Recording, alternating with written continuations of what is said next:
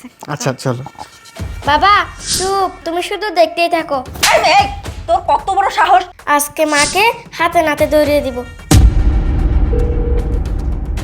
কি ব্যাপার মা, তুমি কল দিয়েছো কেন? বাবা চুপ, কোনো কথা বলবো না, তুমি শুধু দেখতেই থাকো। আচ্ছা মা।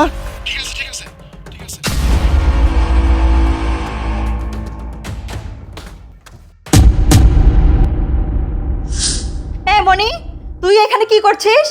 না মা, তেমন কিছু না, আমি তোমার রুমটা পরিষ্কার করতে আসছিলাম। এই, আমি কি তোকে কখনো বলছি আমার রুম পরিষ্কার করার জন্য? না মা, বেশি অপরিষ্কার হয়ে গেছে তো, তার জন্য একটু পরিষ্কার করে দিতে আসছিলাম। এই চুপ, একটাও কথা বলবি না। এখনই আমার রুম থেকে বের হ। আমার অনুমতি ছাড়া আর কখনো আমার রুমে আসার চেষ্টা করবি না। বের হ এখনই। আচ্ছা ঠিক আছে মা, আমি যাচ্ছি। হেই বেবি, কি করছো বলো? আরে তুমি আসছো? আসবো না? তুমি আমাকে ফোন করে জানিয়েছো, আর আমি না এসে থাকতে পারি বলো? তোমার কথা একটু আগে আমার মনে পড়ছিল, অমনি তুমি আমাকে ফোন দিয়েছো। আর তুমি বললে তোমার স্বামী বাসায় নেই, এই সুযোগে তোমাকে আমি আবারও কাছে পাবো। ঠিক বলছো। তোমাকে না দেখে একদমই মা, এই আঙ্কেলটাকে, ওনাকে তো কখনো দেখি নাই। দেখছো এই মেয়েটা কত বড় বিয়াদব! এই তোর কত বড় সাহস! এই তোকে না কতবার বলছি যে আমার এই রুমে আমার অনুমতি ছাড়া আসবি না, তারপর কেন আসছিস? হ্যাঁ, কত বড় বিয়াদব মেয়ে দেখছো? তোমাকে আমি বলেছিলাম না, একে ঘাট ধরে বাসা থেকে বের করে দাও, তা তো দেবে না, বসে বসে খাওয়াবে, এর জন্য এত বেয়াদব হয়েছে, কোনো শিক্ষা দীক্ষা নেই। এসে আবার জিজ্ঞেস করছে আঙ্কেলটাকে, মন চাচ্ছে এখনই বস্তাবন্দি করে বাইরে ফেলে দিয়ে আসি। তোকে একটা থাপ্পড় দিয়ে একবারে করে দেবো। এই বল, তোর বাবাকে কি এসব কথা বলবি যে তোর একটা আঙ্কেলকে নিয়ে আমি গল্প করছি? এটা বলবি? বল। না মা, বলবো না। বেরিয়ে যা বলছি, ডিস্টার্ব যা, করিস না। বের হ যা। আচ্ছা মা, বিয়াদব মেয়ে যাচ্ছি। আমাকে একবারে শেষ করে দিয়েছে, আমার জীবনটা একবারে নষ্ট করে দিয়েছে। দেখ, ভালো মুডে এসেছিলাম যে তোমার সাথে একটু রোমান্স করব, এই মেয়েটা এসে একদম মুডটাই নষ্ট করে দিল।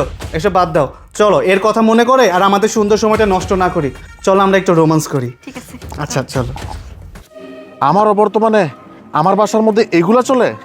আজকে যদি আমার মেয়ে না থাকতো তাহলে তো আমি বুঝতে পারতাম না। না, এটার একটা বিহিত করতে হবে। রোমান্স, হ্যাঁ রোমান্স, হ্যাঁ করো, রোমান্স করো, রোমান্স করো। আরে সাবির, তুমি এই সময়? হ্যাঁ ঠিকই তো, এই সময় কেন আমি হাজির হবো? আরে আমি যদি এই সময় হাজির না হইতাম তাহলে তোমাদের এই রঙ্গনীলাটা আমি দেখতে পারতাম না। তুমি এসব কি বলছো? রঙ্গলীলা মানে?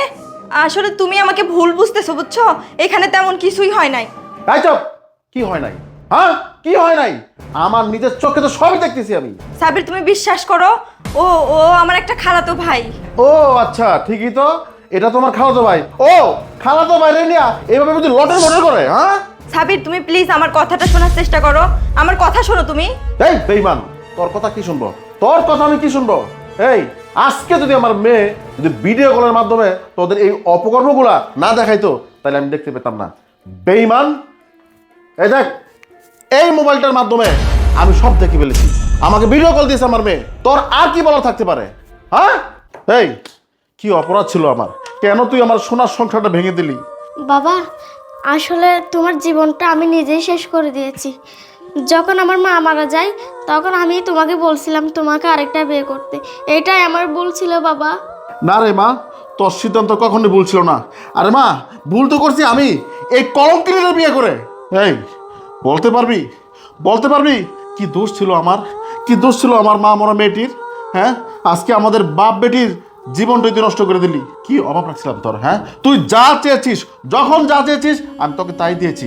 কিসের অভাবে তুই এরকমটা করলি? দিনের পর দিন আমি তো তোর জন্যই কষ্ট করতেছি, আর তার মধ্যে তুই একটা পরপুরুষ ডেকে এনে এই রঙ্গনীলা করতে পারলি? একটা বারও কি আমাদের চিন্তা করলি না? আরে আমার মেয়ে মানে তো তোর মেয়ে, তোর কি এতটুকু লজ্জা ছিল না তুই আমার মেয়ের সামনে এরকম লন্ড ভন্ড করতে? ঠিক আছে, আমার থেকে যেহেতু তোর পরকের নাগর তুই বড়, তোর পরকের নাগর তোকে ভালো লাগে, ঠিক আছে, আমি আর তোকে কিছু বলবো না। তুই এখন ওরে নিয়ে বের হয়ে যা, বের হয়ে যা বলছি। তোর এই কলঙ্কির চেহারাটা না দেখতে আমার ঘৃণা লাগতেছে। তুই এখন বের হ, বের হ বলছি।